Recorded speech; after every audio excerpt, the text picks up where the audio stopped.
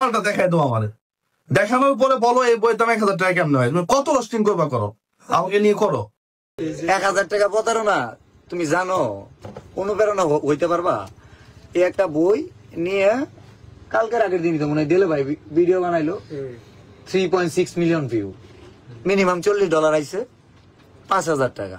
এখন বলবো ভাই সবাই তো কামাইতে পারে না, সবাই কামাইতে পারে না কেন জানো? কামাইতে পারে না তোমাদের জন্য, জলে তোমাদের কেন? সবাই জানলে সমস্যা কি? তুমি 14 দেশে ফার্স্ট হইছো এটা জানতে পারে, তাইলে এই জায়গায় যে 44 লাখ টাকা কামাইতে পারে ওটা জানতে পারবো না? একজন ডক্টর, ইঞ্জিনিয়ার, বিসিএস ক্যাডার, সে পরবর্তী জেনারেশন বলবো যে কি করলে তুই ডক্টর হবি, আর্টসে বললে না, সায়েন্সে বললে না, কমার্সে বললে।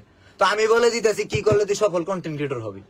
একজন সরসম বিলালকে বলবো যে খুব সহজ, একটা গাছের পাতা ছিঁড়ছি 1000 টাকা, গাছের পাতা বিক্রি করছে 1000 টাকা, অথচ ওই গাছের পাতা থেকে $48 আসছে। এখন ওইটা এই লিচুর পাতাটা ছিঁড়ার কারণে আরো 48টা মানুষ সমালোচনা করছে, তাদের ভিডিও থেকেও অনেক টাকা আসছে। আমি বলছিলাম এমন ভিডিও বানাতে হবে, এখন পর্যন্ত বানায়নি কেউ। আমি একটা গাছের পাতা ছিঁড়ে দিছি, আজ পর্যন্ত কেউ লিচু গাছের পাতা ছিঁড়ছে 1000 টাকা বিক্রি করছে, তার অডিয়েন্স কিনছে। একটা পাতা ছিঁড়ার কারণে যে কন্টেন্ট ওইটা $48 আসছে, ফেসবুক অর্থ আর্নিং কম, আগের সময় হইলে এখন ওইটা 48 না $480 আসছে। স্বাভাবিক, হ্যাঁ না? মানে একটা পাতা ছিঁড়লে 50,000 টাকা চলে আসবে, যেটা একটা লিচু গাছ তাতে বললো লিচু বিক্রি করলে হয় না। তো এটাই, যার শূন্য থেকে শুরু তার হারাবার কিছুই নেই।